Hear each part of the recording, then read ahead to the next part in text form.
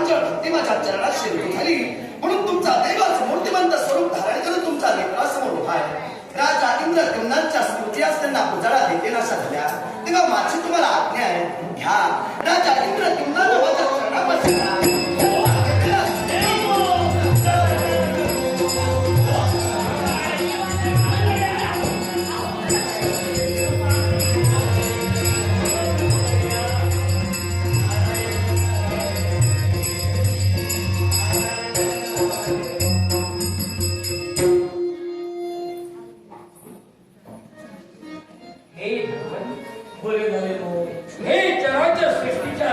परमेश्वरा, आज तुम्हाला उभयचं दर्शन माझ्या जीवनात मला मिळालं, पण देवा मी समाधानी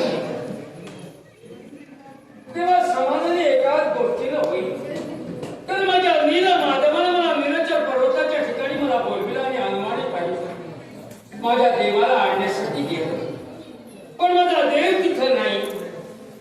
माझ्या पुढील जीवनात माझी काय अवस्था झाली असेल देवा तुला ज्ञात असेल, पण भगवंता माझी जर इच्छा जर पूर्ण करायची असेल मला अन्य काही नको आहे.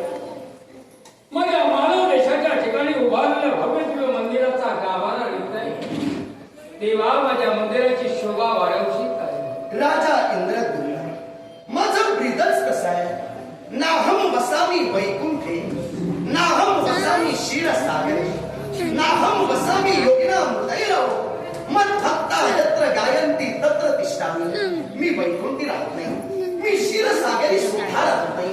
योग्यांच्या हृदयातही माझं वास्तव्य नाही, तर जिथं तुमच्यासारखे सोजवळ भक्त एकनिष्ठतेने माझी भक्ती करतात सदैव माझं वास्तव्य तिथं आहे. नीलाचल पर्वतावर आकार घेतली झालेली नील माधवाची मूर्ती, ही नील माधवाची मूर्ती मानवदेशी उभारलेल्या मंदिरात स्थापित करावी आणि आपल्या देवाचं अखंड सानिध्य मिळवावं ही राजा इंद्रद्युम्नांची पवित्र इच्छा.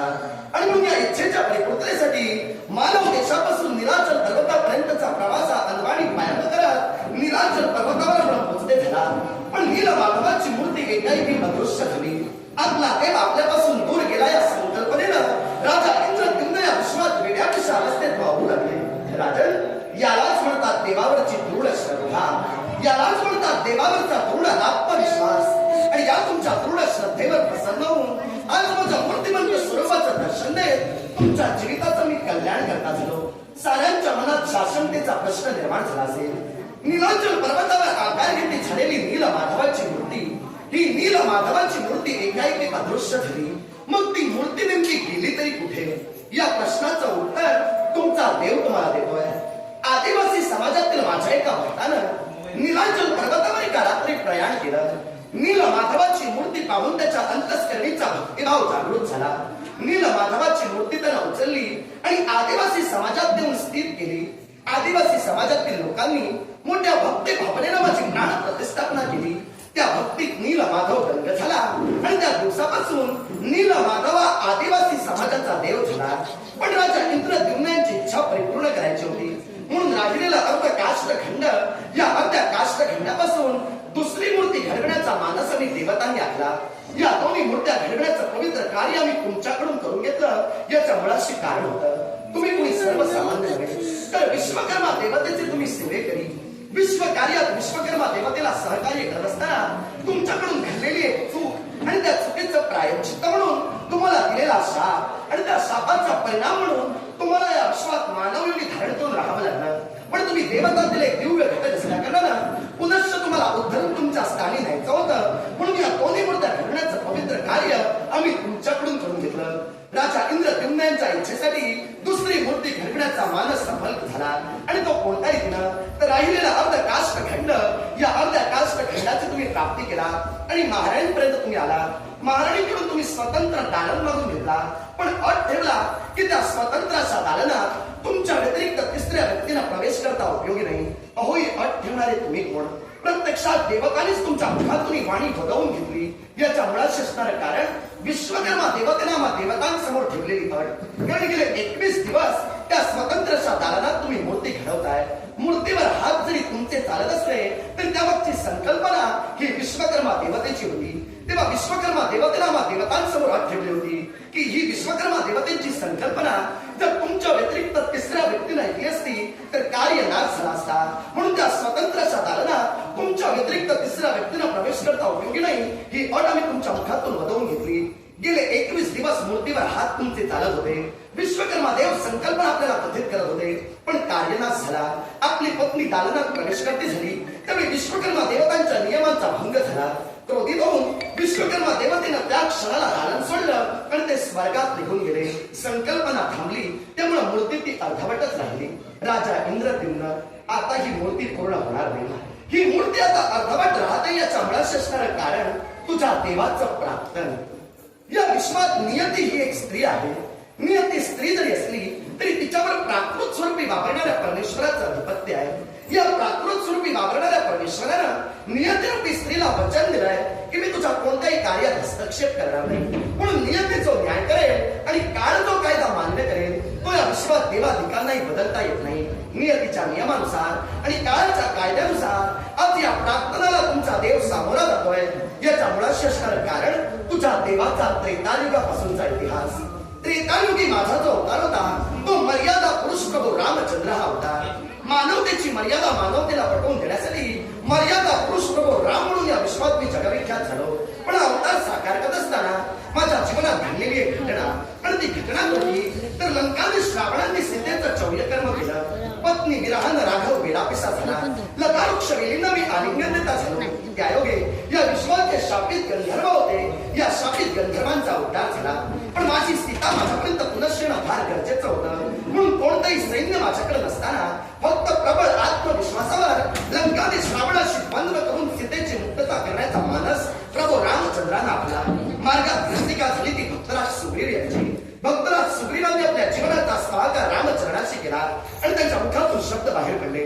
राघवा, राम रावण युद्धात मी तुला सहकार्य करण्यास इच्छुक आहे, पण माझा ज्येष्ठ बंधू म्हणजे वाली, या वालीच्या त्रासापासून तुम्ही मला मुक्त करा.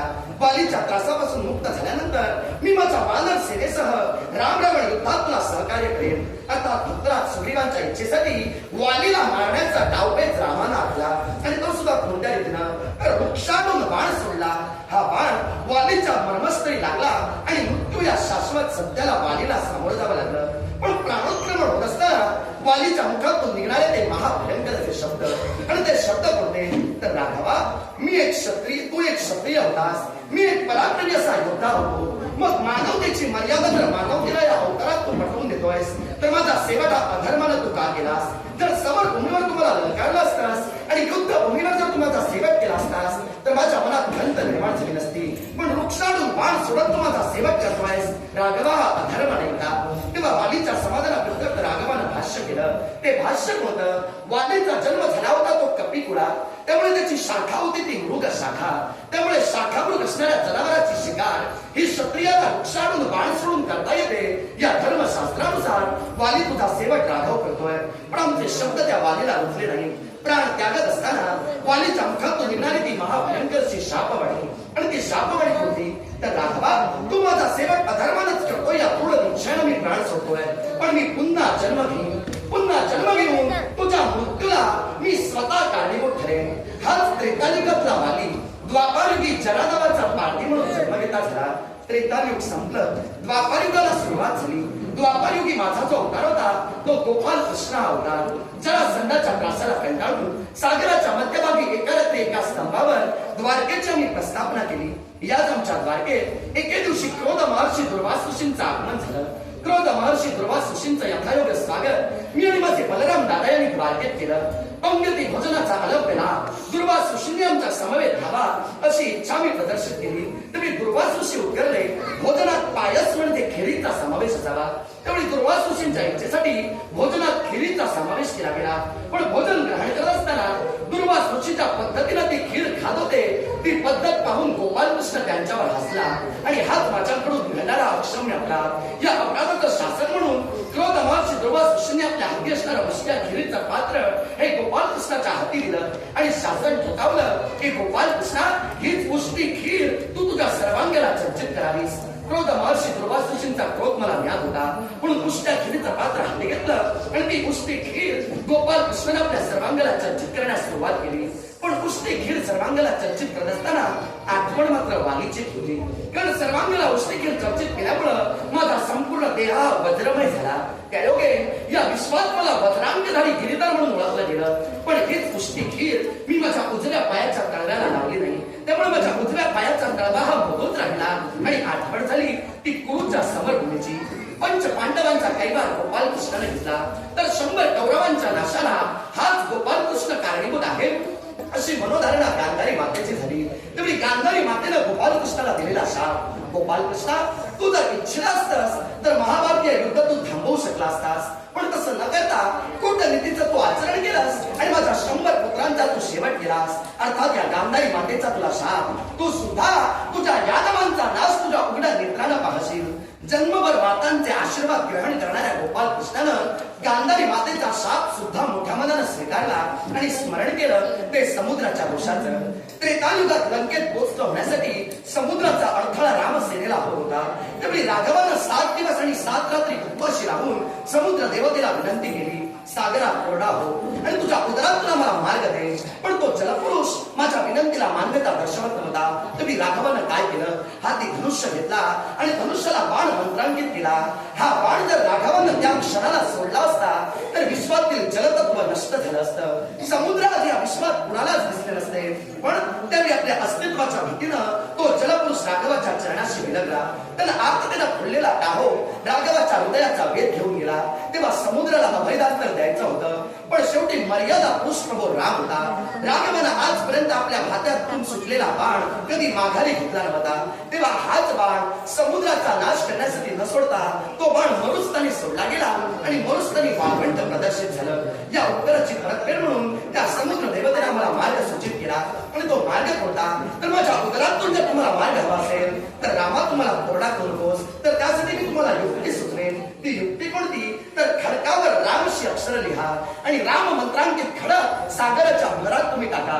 ज्या खडकावर राम अक्षर असतील ते खडक समुद्राच्या देहावर तरंगले जातील. नल आणि नील या 2 वानरांनी खडकावर राम अक्षर रेखाटायला सुरुवात केली आणि माझ्या रामसेनेकडून राम मंत्रांकित खडक समुद्राच्या उदरात जाऊ लागले. त्यायोगे समुद्रावर राम सेतू उभारला गेला आणि राम सेतूवरून चालत माझं सैन्य लंकेत पोचत झालं. लंकाधीश रावणाशी युद्ध झालं, सीतेची मुक्तता झाली आणि विजयाचा हर्ष घेऊन पुनश्च आम्ही अयोध्येत परतलो. अयोध्येत राघवाच्या राज्याभिषेकाचा सोहळा मोठ्या थाटामाटात साजरा झाला. सृष्टीतील प्रत्येक घटकाला निमंत्रण दिलं गेलं. पण समुद्राचं स्मरण त्या क्षणी केलं गेलं नाही. तेव्हा समुद्रानं केलेली गुप्त प्रतिज्ञा, राघवा मी जर तुम्हाला मार्ग सूचित केला नसता तर तुम्ही लंकेत पोचते झालाच नसता. असं असताना आनंदाच्या समयी सृष्टीतील प्रत्येक घटकाला तुम्ही निमंत्रण दिला पण समुद्राची तुम्ही आठवण सुद्धा काढली नाही. तेव्हा मी गुप्त प्रतिज्ञा करतोय, एक ना एक दिवस राघवा तुझा निवास मी जलमय करून टाकेन. हे सारे शाप आणि हे सारं प्राप्त या द्वापर युगाच्या अंतिमाला सत्यतेत उतरवायचं होतं. गांधारी मातेचा शाप सत्य होण्याची वेळ समीप आली तेवढी पार्थाला मी आज्ञा दिली. पुण्यानं नटलेल्या यादवांना पार्थानं हस्तिनापुरी नेण्यास सुरुवात केली आणि त्यानंतर यादवांची मती भ्रष्ट झाली.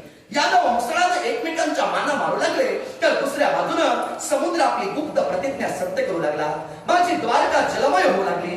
द्वारकेचा हा महाभयंकर विध्वंस मी माझ्या उघड्या नेत्रानं कसा पाहिल म्हणून मी त्या क्षणाला द्वारका सोडली आणि एका अरण्यात निघून गेलो. अरण्यात जाऊन एका वृक्षाच्या छायेत बसून डोळे बंद करून द्वारकेचा महाभयंकर विध्वंस मी पाहत होतो. त्या क्षणाला त्रेतायुगातला वाली जो द्वापारयुगात जरा नावाचा पारधी म्हणून जन्म घेतला झाला होता, या जरा पारध्यानं बाण सोडला.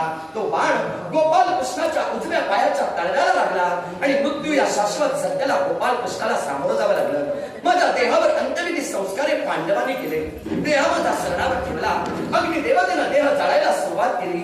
पण अग्निदेवाची काय हिंमत गोपाल कृष्णाचं हृदय या विश्वातून संपवण्याची. त्यामुळे अग्निदेवतेनं माझा दैवी देह नष्ट केला पण गोपाल कृष्णाचं हृदय हे सब चेतना देत आणि चाचवल्यात राहिलं. पार्थाला दृष्टांत दिला आणि पार्थानं हेच हृदय गंगेच्या उदयी प्रवाहित केलं. याच हृदयाला आम्हाला योग्य ती जागा प्रदान करून द्यायची होती. म्हणून तुम्ही दुसरी मूर्ती जी राजा इंद्रद्युम्नांच्या इच्छेसाठी घडवत होता, या दुसऱ्या मूर्तीत माझी लक्ष्मी आणि विश्वकर्मा देव हेच गोपाल कृष्णाचं हृदय स्थापित करत होते. पण आपली पत्नी दारुणात प्रविष्ट झाली त्यामुळे संकल्पना थांबली आणि मूर्ती अर्धवटच राहिली. राजा इंद्रद्युम्न माझी तुला आज्ञा आहे, हीच अर्धवट असणारी मूर्ती मानवदेशी उभारलेल्या मंदिरात तू स्थापित करावीस. या मूर्तीत देवतांनी एक दैवी लीला घडविलेली आहे. ती दैवी लीला कोणती तर गोपाल कृष्णाचं हृदय या अर्धवट असणाऱ्या मूर्तीत देवतांनी स्थापित केलेलं आहे. महाविष्णू आपली दिव्य ज्योत त्या मूर्तीत स्थलांतरित करेल. महाविष्णूची दिव्य ज्योत स्थलांतरित असणाऱ्या आणि गोपाल कृष्णाचं हृदय स्थापित असणाऱ्या या अर्धवट राहिलेल्या मूर्तीला म्हणजे या माझ्या नव्या अवताराला हे अखिल विश्व यापुढं जगन्नाथ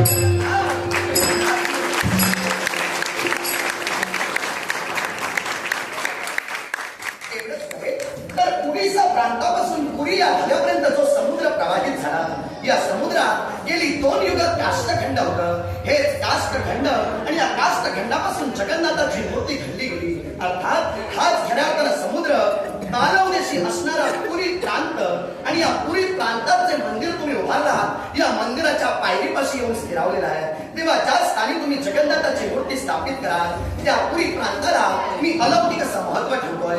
जगन्नाथाच्या नावावरून या पुरी प्रांताला हे अखिल विश्व यापुढं जगन्नाथपुरी जगन्नाथपुरी जगन्नाथपुरी.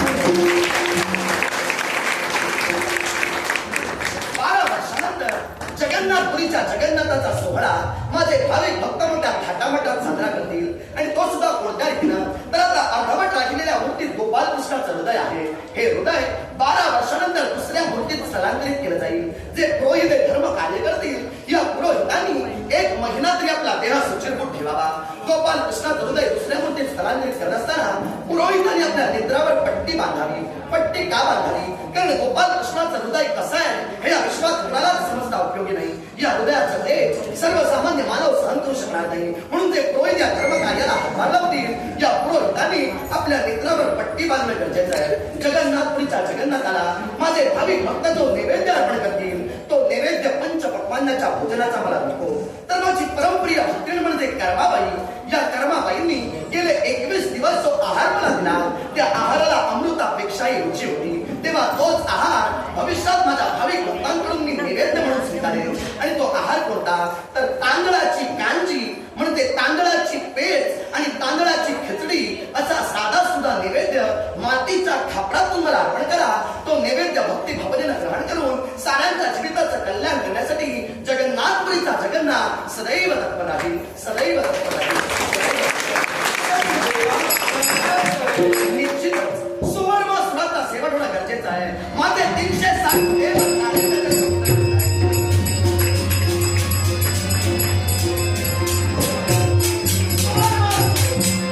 तुझ्या मृत्यूची वेळ आता समीप आली. तेव्हा मृत्यूला हात धरा.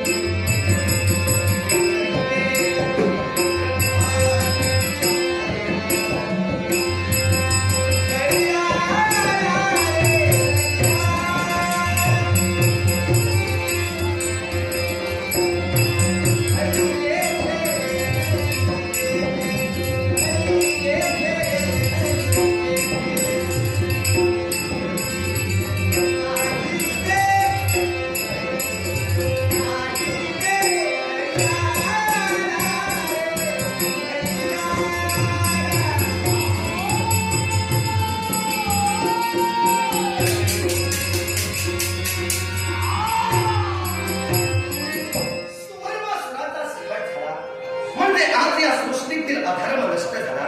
हे धर्म कार्य करत असताना या 360 देवचाळ्यांनी मला सहकार्य केलं. अर्थात या 360 देवचाळ्यांना मी अलौकिक असं महत्व ठेवतोय. भार्गव परशुरामांनी आपल्या आईच्या इच्छेसाठी या विश्वात परशुराम भूमी स्थापित केली. या परशुराम भूमीला भार्गव परशुरामांच्या आईचं माहेरचं नाव म्हणजे कोकणाई. त्यानुसार कोकण भूमी म्हणून ओळखलं गेलं. या कोकण भूमीत मी तुम्हाला स्थान देतोय. हिंदू धर्मातील लोक मोठ्या भक्ती भावनेनं तुमचं पूजन आणि स्मरण करतील असा माझा मंगल आशीर्वाद. शून्य नाट्यप्रेमी प्रमोद गावकर यांनी माझ्या अप्रतिम अशा वक्तृत्वासाठी लाभ मासून नाट्यप्रेमी प्रमोद गावकर यांचे मनस्वी आभार म्हणून